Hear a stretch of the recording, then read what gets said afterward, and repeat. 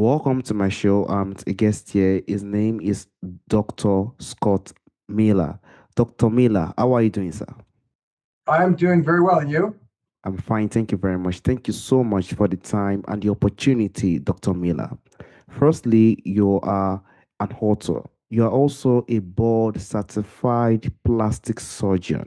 Can you please, Dr. Miller, discuss more about yourself and how you are doing currently now, Dr. Miller? I am doing well, and I've been in practice for over 25 years in La Jolla, California. Um, Happily married, wife and kids, life doing great, and have been blessed to engage in a career that I find incredibly aesthetically, um, meticulously challenging, interesting, and kind of fits my uh, personality and skill set. So I find that a career serving patients in a way that engages uh, my blessings and tools that I've been given is incredibly satisfying, and I'm just very fortunate. Thank you so much for the insight. And also, from the experience you've had, you've also dedicated yourself to write a book called Authentic Beauty. Can you please, Dr. Miller, discuss more on that book? And do you also plan to write more books in the coming future, Dr. Miller? So yeah, I mean, I wrote a book because I felt like there was information that patients need to know and weren't being taught and told. And there's a potential path that patients can take, and they weren't being offered or given. So I felt compelled to put out there something that I know reaches, touches, and means to people because for over 25 years, we've been talking about and doing this, and it strikes a chord. And we've got a ton of people from all over the country and many from all over the world. And we found that this is something they found lacking in some of their other explorations. So I felt like there was a message to be shared.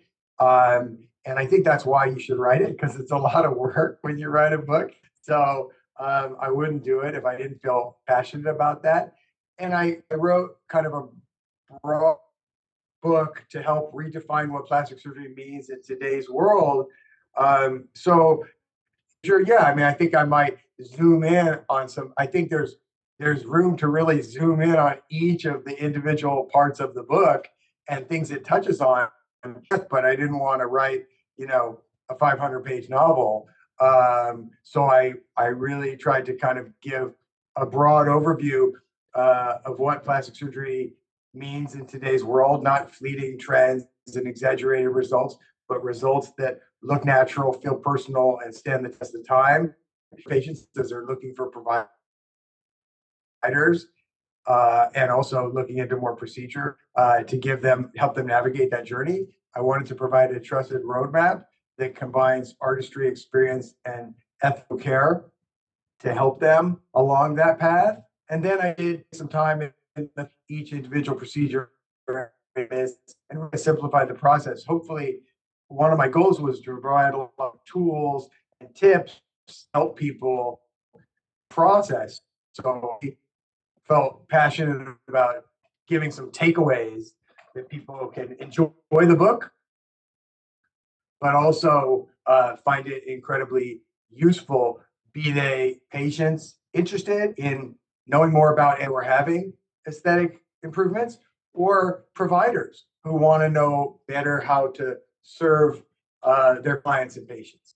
And that is the beauty of the conversation we are having currently now, is to make people understand how this plastic, how the surgeries and things like this are also being done. What we can try our best to understand better regarding the perspective, and what we also the misinformation or the misthings that we have been taught, or what we thought about it, we could also understand it better. Thank you so much for the book you've written, and also I would like to dive to the point of people who think cosmetic enhancements are all about quick fixes. Because even I have to be honest with me myself now, when I watch a lot of reality shows, because I watch reality shows that deals with that, I usually feel like it's just like a quick fixes. So how do you think your Yes. philosophy of minimal intervention challenges that idea, Dr. Miller? Yeah, so I think that I would think I would change is minimal to if you need to do something more, you do something less, though, you should do something less.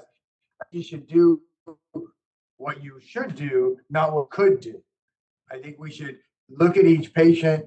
If you're the patient, communicate with your provider and really make sure we're tuning in. That's where a lot of the authentic comes in. The authentic comes in terms of trying to help people be their authentic best self. The authentic in and being authentic to patients as far as what we can actually being authentic as to what the sort of downside considerations would be so people can make the best choices for themselves. Looking at each patient and listening to each patient, you can determine, do they have a result that actually is consistent with their own self image and self behavior and self lifestyle? Or is it out of proportion? And maybe you need to kind of like gently point that out to them, or at least clarify so you can make sure you're, in line. And, the old thing about it's not, you might be very efficient if you're getting good gas mileage, but if you're going in the wrong direction, you're not being very effective at getting where you want to go. So it all starts with understanding patients' concerns, lifestyle, and needs. Then looking at what your suggestions are for how to achieve the result they're looking for, and or maybe gently redirect them if that is seems misguided, or at least explore that further, let's say. So that's to me the goal of it. Sometimes that means, hey, this little thing isn't going to get you where you want to go. I don't know if this big thing's really on the menu for you, but this is what it would take to get there. Or many times there's much smaller things that can get people to a beautiful, authentic result than throwing in the kitchen sink. So, both things are part of a sincere conversation. Mm.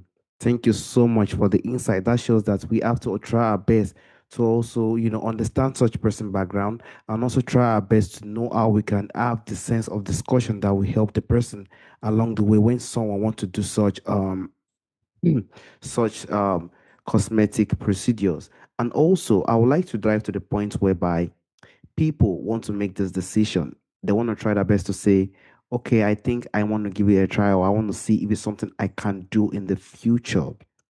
For Mhm. listeners considering a cosmetic procedure, what do you think is the most important factors to think about before making a decision, Dr. Miller?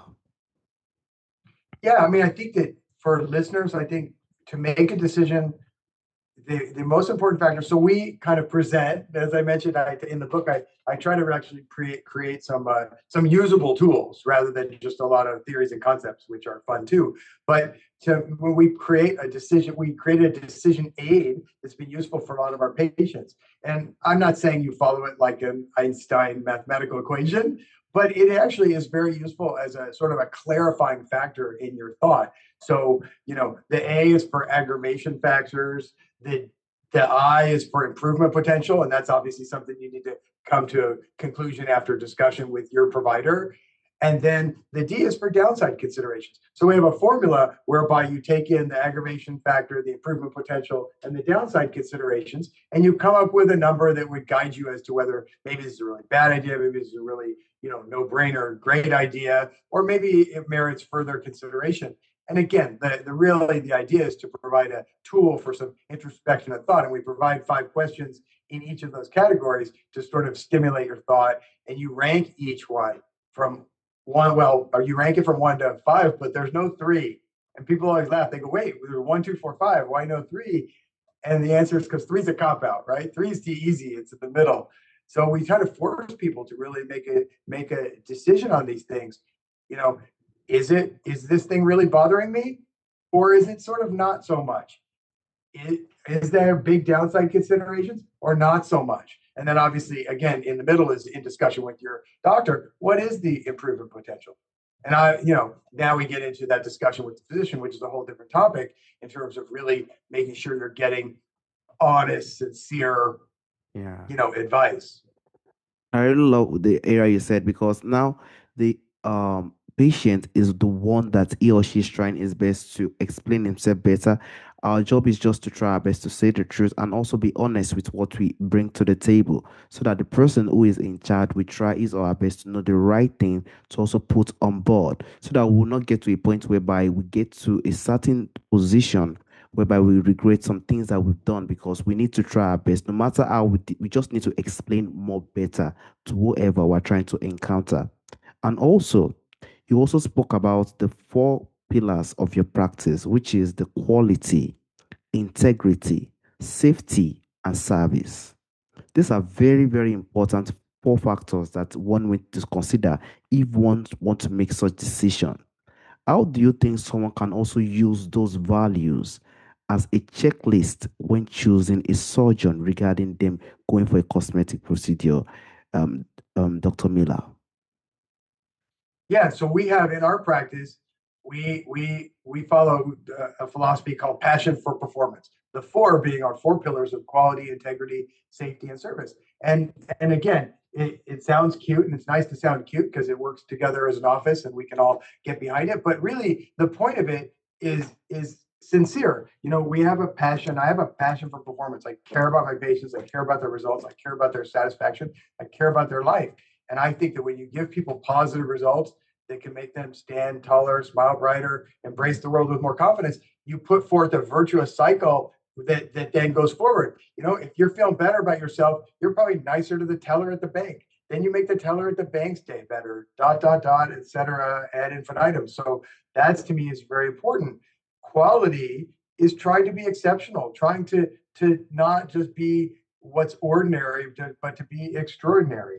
Integrity is doing what you say and saying what you do. I say DWYSYWD. You know, do what you say you will do and say what you will do. So to me, that's very important, both personally to me to be able to look in the mirror and in my relationship with patients so I can best serve them.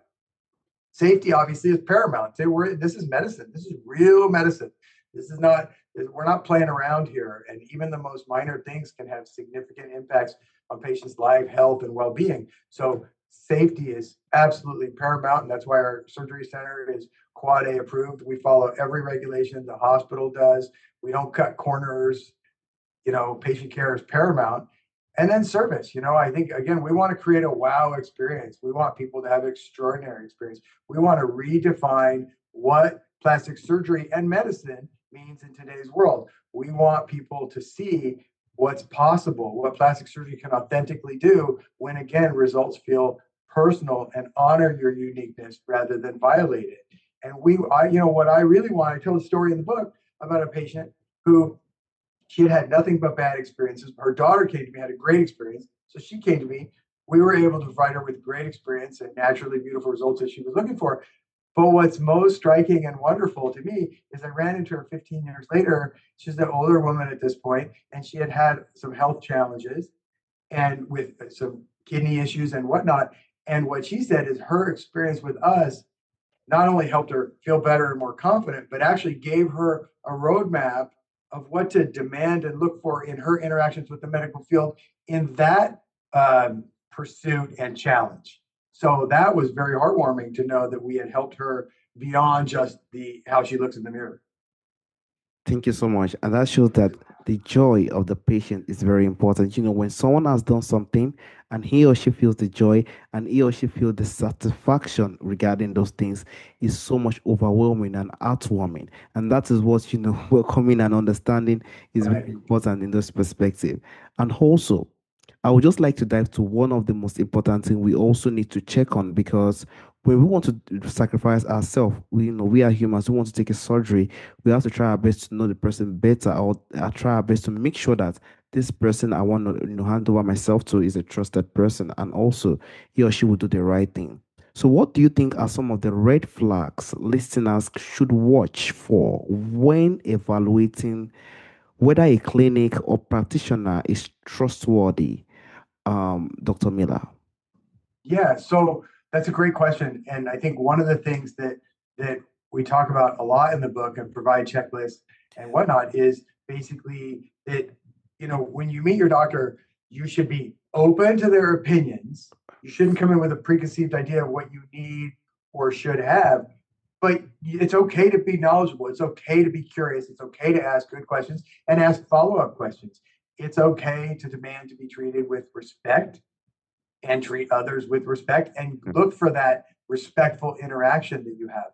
It's nice to have a nice office, but and then a nice office is not a red flag. But on the other hand, when the office it seems like it's at dichotomy with the care and the personal touch that you're receiving, maybe they're putting a little style over substance. So by the same token, things shouldn't be run down, things should be clean and crisp, but a clean and crisp office doesn't guarantee that you have an ethical, empathetic provider. So I think that, and then like I said, listen, be open to suggestions, but don't turn off your brain and mostly don't turn off your gut. Listen to your gut. Your gut is the amassed knowledge of your life experience. So if you ask me if a 16-year-old should listen to his gut, maybe not. But if you ask me if a 66-year-old should listen to their gut, then absolutely, because they've been around for 66 years. They've experienced a lot of things. And while they might not process it as fact in their head, they're having an intuition, and that's what your gut is. And it's okay to listen to that voice within you, at least to look back at it and do some introspection and say, why am I feeling this way? Something feels off or something feels great. So I'm a big advocate of that. Further, on a really practical level, we actually present in the book that we suggest all our patients bring in a sheet with 2 lines, 3 columns, and you should have a concern that should be all filled out when you go in. What are my concerns? Okay. And then the next column is cause, and the next column is correction. So when you speak to the physician, it should go from concern to cause. You should understand what's causing that concern, right? They shouldn't just jump right to correction. And what you should do, I should do this, have this procedure, have this. No, concern, cause, and then what are they suggesting as a correction? And you should be able to draw a straight line. Oh, I understand how that correction is going to fix that cause and therefore address that concern.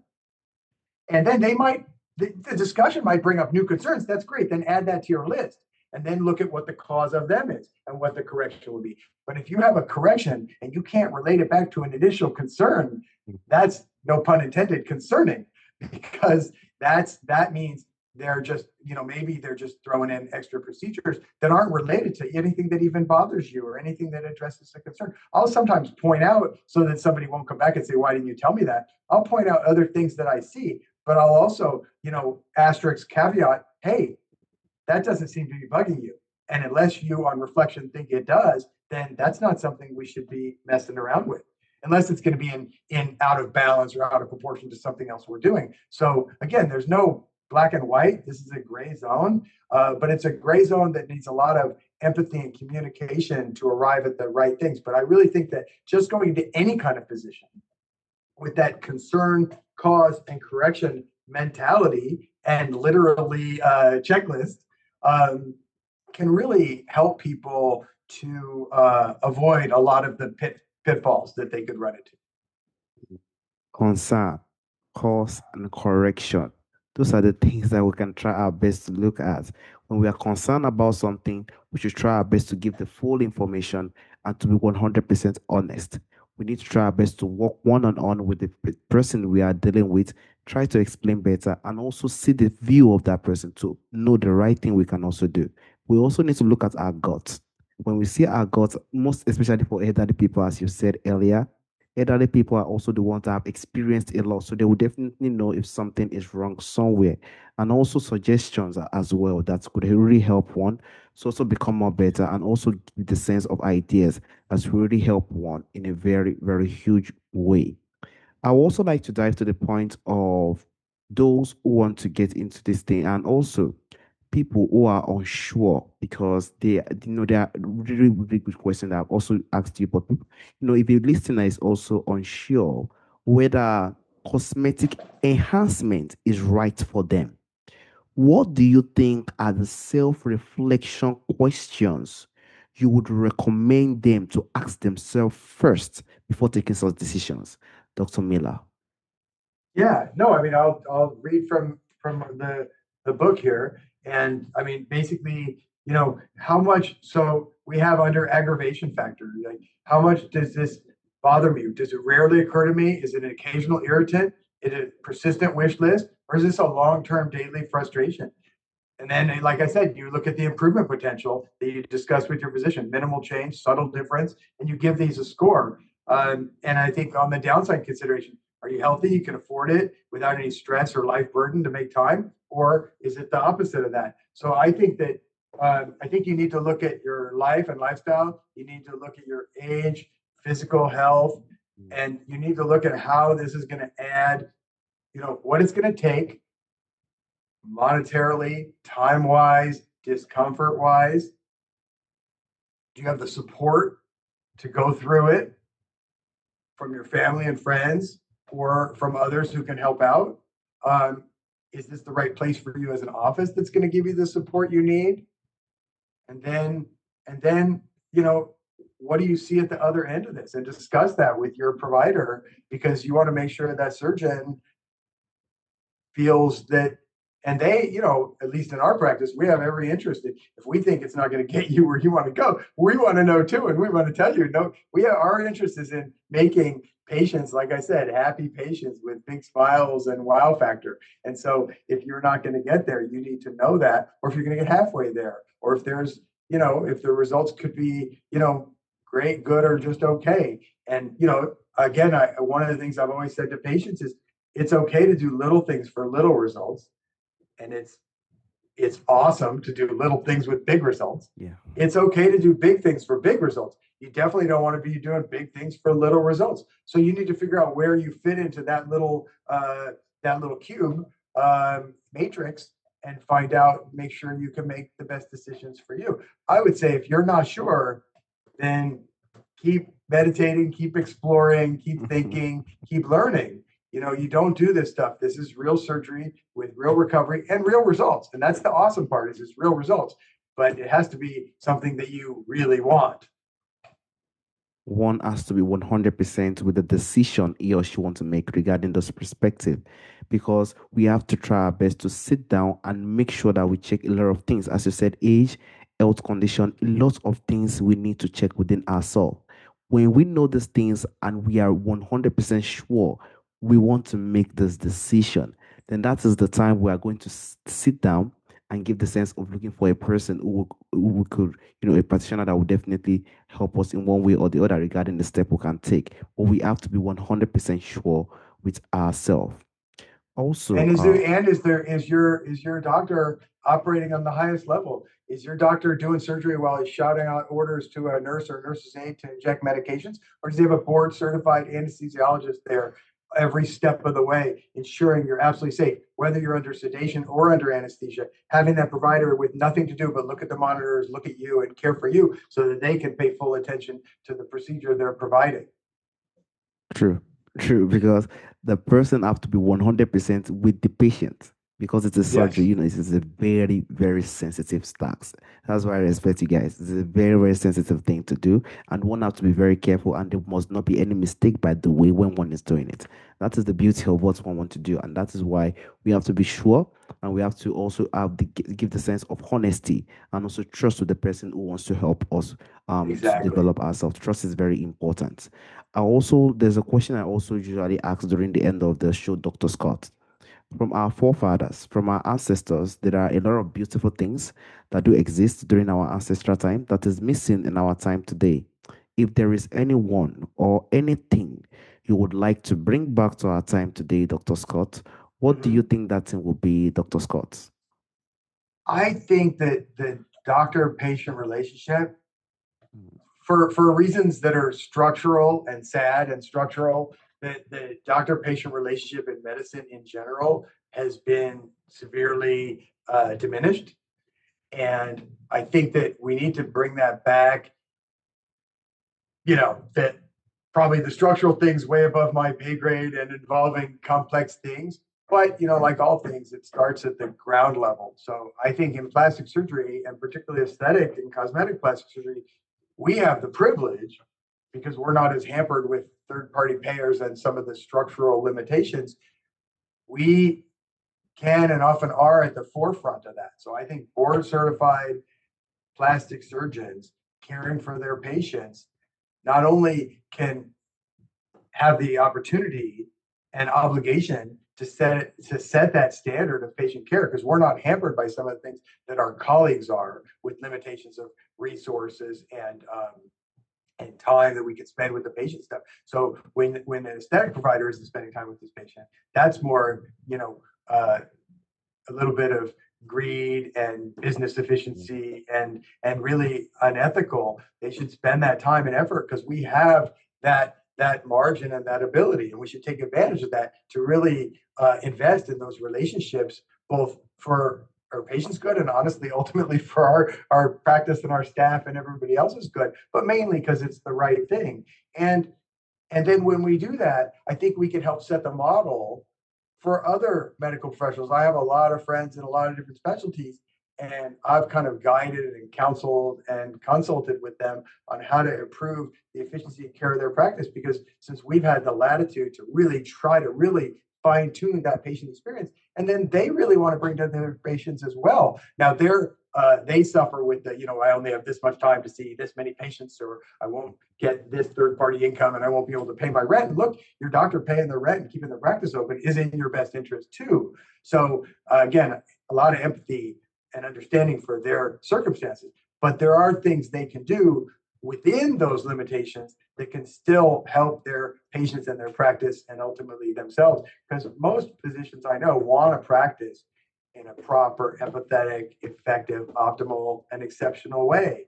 And so, one of the things we try to do, and one of the things I try to do with this book, is lay out kind of how we do it, not to be like we're all that, but to provide a roadmap not only for patients and what to look for, but for providers. And our practice modality and our passion for performance with emphasis on quality, integrity, safety, and service, many of those features can be built in to practices in other type of medicine. And by the same token, patients can look for many of those features. And that's a lot of the checklists we provide, what to look for, how to look for. And sometimes it's repetitive, but we put it in different words, because you never know what metaphor or what phrase is going to catch with an individual.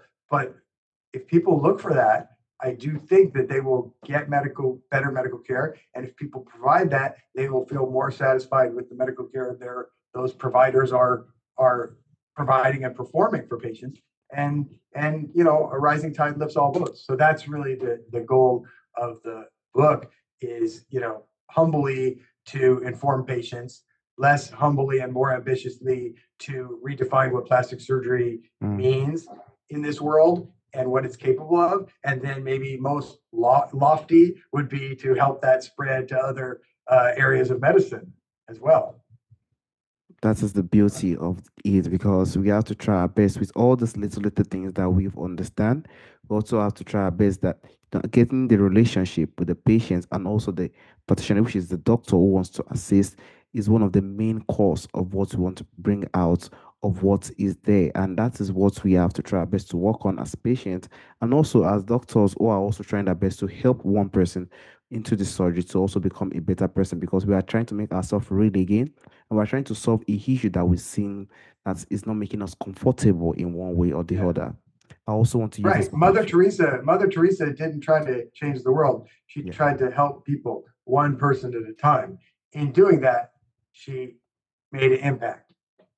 That's one of the most humble women we've ever encountered on earth. May our Professor rest be safe. So I also want to use the opportunity to thank you for the time and the opportunity you've given to me on speaking on this important topic. This is a sensitive topic that people also need to understand. And I thank you for the time and the opportunity you've given to speak about this on the podcast. Thank you so much, Dr. Scott. I'm Dr. Miller.